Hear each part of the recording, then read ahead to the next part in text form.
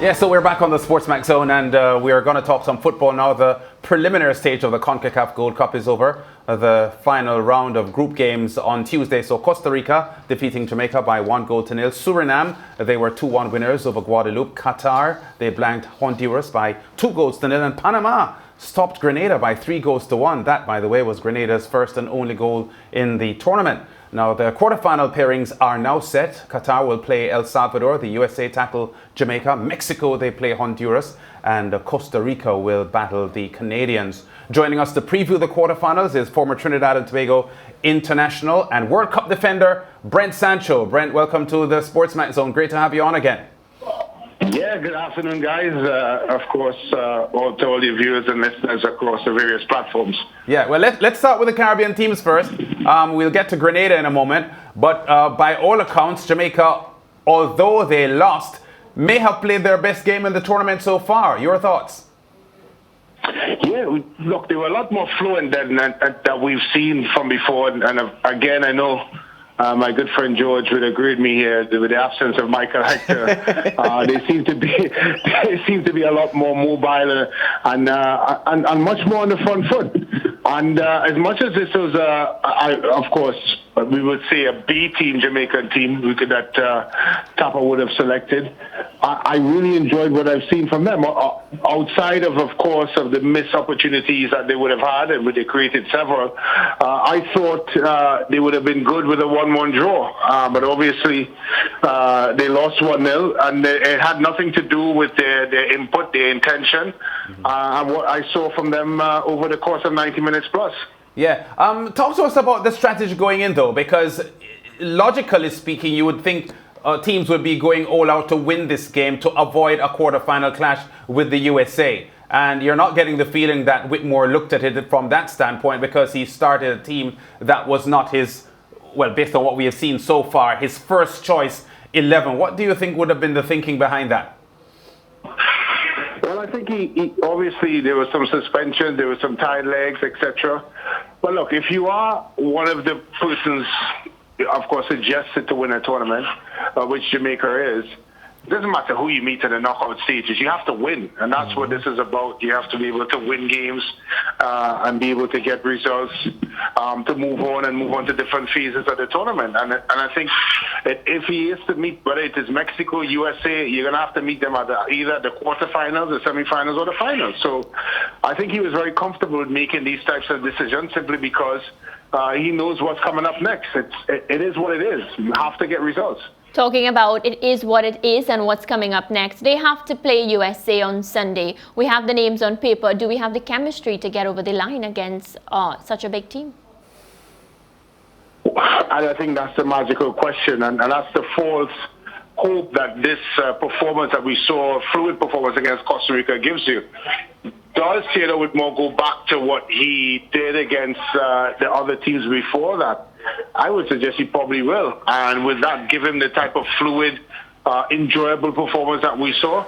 Probably not. Because again, at the end of the day, one of their biggest challenges is being able to move the ball through the different departments in the field. And if you don't have the right set of persons within that realm, you're going to struggle. And in the U.S. game, you're going to have to be very brave in possessing the ball because they're going to press you. And then the second part of it, you have to be extremely resolute defensively, which is something I think Jamaica don't lack.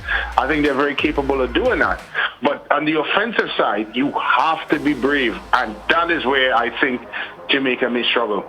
Definitely, Brent. Worst case scenario, Jamaica loses to the USA. Would they have considered this Gold Cup a successful one?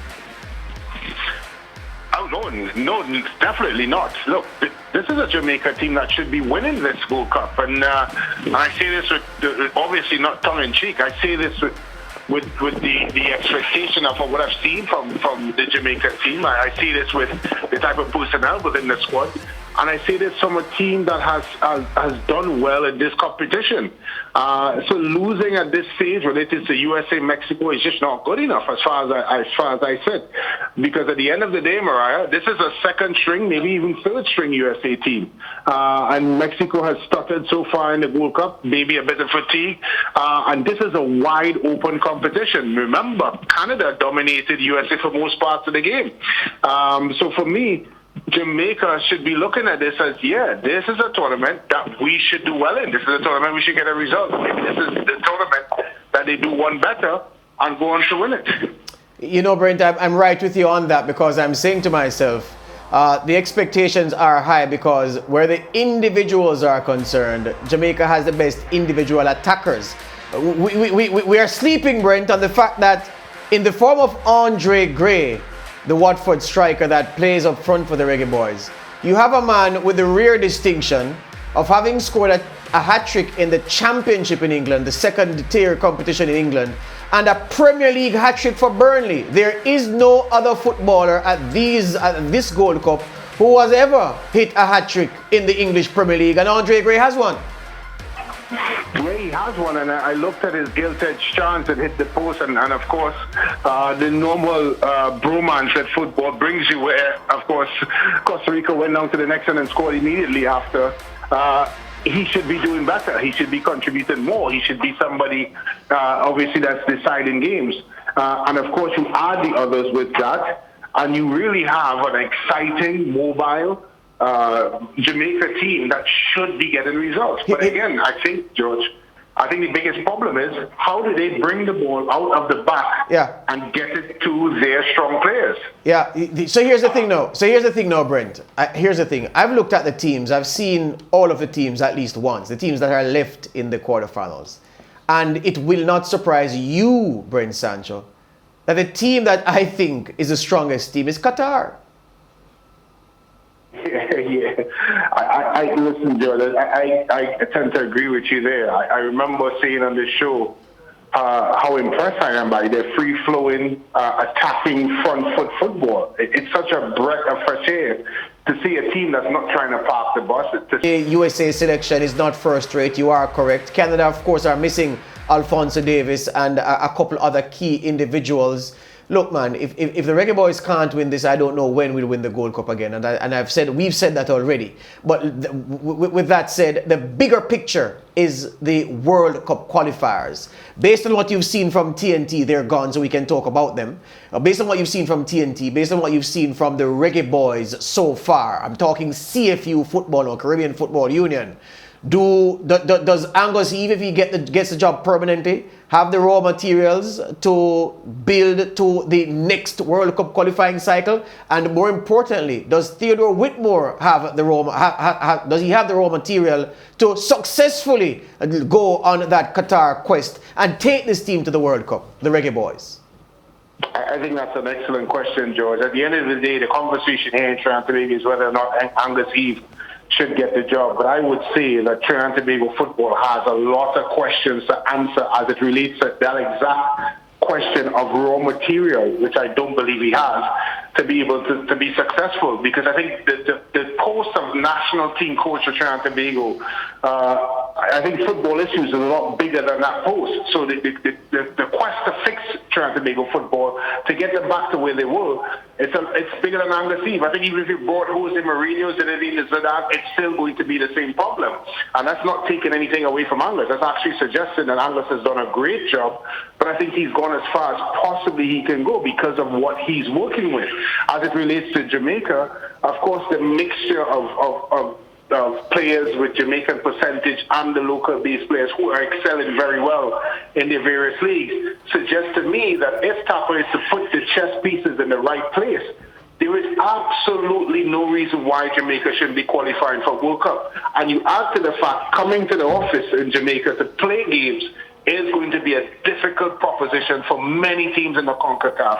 So I personally would be very disappointed if I didn't see Jamaica in and around the teams that is now booking their tickets to Qatar. Yeah, and the good thing for Theodore Whitmore, Brent, is that he still has pieces to add, because arguably his best midfielder, Ravel Morrison, based on pedigree and what we've seen from him on the field, was busy sorting out a contract with Derby County. The Football League has given Derby leave to sign 5 players amid the problems that they're having regarding the financial structure and the punishment that will come with that. Derby has been given leave to sign 5 players. We understand Ravel Morrison is one of those players that Wayne Rooney will sign for Derby County. So he had his future to sort out, knowing that his international future is with Jamaica. So when you look at the individuals that Theodore Whitmore can command and put out as a Reggae Boys selection, I'm with you. There is no excuse. I don't think that Theodore Whitmore will be able to enjoy himself if he can't qualify this Jamaica team for a World Cup in Qatar, especially with the standards around CONCACAF, generally speaking, Brent, so weak. Yes, certainly so weak. A lot of teams in transition, as we mentioned in the last program, and as well as the fact that you have to give credit to the likes of Mexico and Jamaica. They'll be out there. But listen, George, we have not seen anything from Costa Rica that Jamaica should fear, or anything from Guatemala and El Salvador, and Panama for that matter, or Honduras. So I just think that what he has and the possibility of what he can bring in, as you rightfully said, would be key to his success. I must say, though, he has to find a way to bring more fluidity within the team. Right now, the Reggae Boys look like 11 very, very good footballers, but they don't look like 11 very, very good teams. Yeah. All right. Last thing before we go, Brent. Last thing before we go, I wasn't going to let you up easy. If I may have the graphic again, Mr. Producer, the quarterfinal draw and the games. Brent will have to pick the winners of these games for us. So let's get that graphic up again. So it's El Salvador against Qatar. I know what you're going to call there. Then it's right. So here we go, Brent. Qatar, El Salvador. Call that one. Qatar, easily. USA, Jamaica. Jamaica. That's a tough one. Depends on what Jamaica shows up. So I'll have to probably edge the USA because they're consistent. All right. And then Mexico and Honduras. The Mexicans, they've been gradually improving in the tournament, but I think that's the game of the round. Yeah, and old man Brian Ruiz and Costa Rica against Canada. I like the Canadians despite all their injuries. I was not impressed with Costa Rica by any stretch of the imagination. So your last 4 is Canada, Mexico, Qatar, and the USA. Well, I hope it's not the USA, but I think the wise brain of mine would say, yeah. All right, might then. be the solution. Hear you on that. Thank you for your time. We'll talk about the competition as it grows older. Sounds good, guys. Have a good one. All right, Brent. Yeah, you agree with those selections? I like all except the USA Jamaica. That's a no-brainer. Whittaker? Yeah, I think Brent is on the right track, because the problem is, and he pointed it out, I think Jamaica has good individual players, but as a team, I'm not seeing the chemistry, I'm not seeing the synergy that suggests that they are a good team at the moment. But they have players and players to come in for the World Cup qualifying, like Ravel Morrison and so on, that, you know, the immediate future looks okay, but they've got to gel better. It might click at the right time. It might gel at the right time. Qatar will win the tournament. We take a break. Back with more. They'll lose.